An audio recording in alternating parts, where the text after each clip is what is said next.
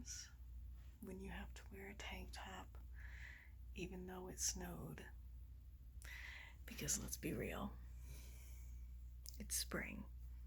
And you gotta think about it being spring, even when it doesn't feel like it's spring. Or maybe that's just me. That's how I feel about it.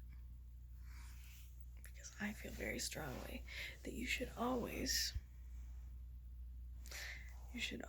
encourage warm weather to make an appearance. Also,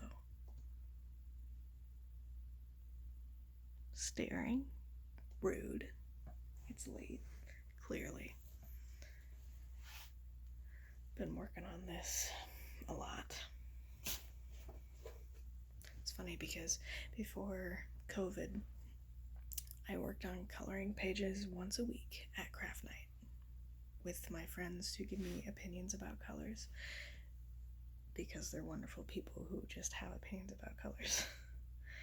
And then COVID happened, and now I color like 4 or 5 times a week, because I'll sit here and be in voice chat or video chat, and I'll just color.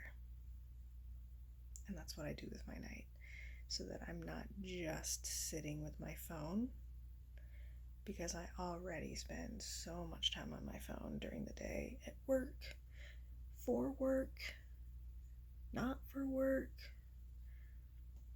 When I'm at home doing stuff, it gets to be too much. So I color. There, I color.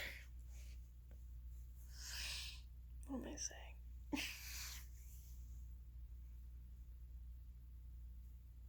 It's time. And if we're being real, today was so much better for me emotionally than I thought it was going to be. Because I did struggle. Thinking about not being with my parents, not being with my siblings who, don't live with me. Not getting to see my cousins and do all the traditional things that we've done every single Easter ever since I can remember. None of that is happening. My grandparents were in the hospital yesterday / they went home today, and that added a level of anxiety and sadness. And so that was a whole thing. But I made my own Easter dinner for me and Michael, and I've never had to do that before.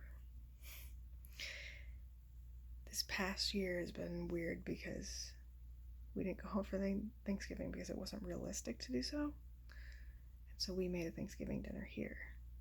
And that was bearable because it was the 4 of us working together as a family to create something beautiful.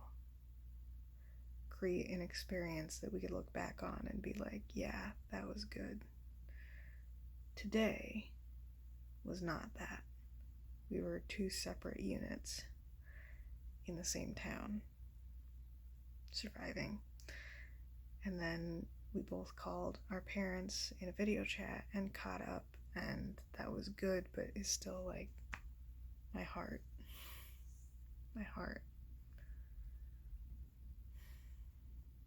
So I keep coming back to what is most impactful to me right now, and that is that working at church, working on the live streams, spending time with Aaron and Emily just figuring things out, spending time by myself trying to understand who I am at this point. Like, besides just being the techie, like, after COVID is over, how do I want to be different? How do I want to improve the way I interact with people? And which points am I going to just not budge on? Drive home. I need to spend some time thinking about that, but I think just living in the moment right now would be too nearsighted, especially because of what my year has been like in general.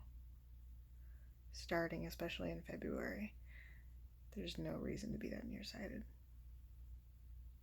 But because of all that, I'm just generally more aware of what could be, whether it's planned or not.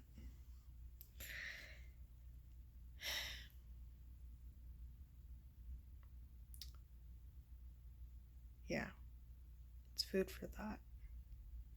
It's definitely a thing I'm needing to process more before I can really put it out there, but there has to be things that are different when this is over. It can't just be settling back into the normal routine or normal mindset about things. It just can't.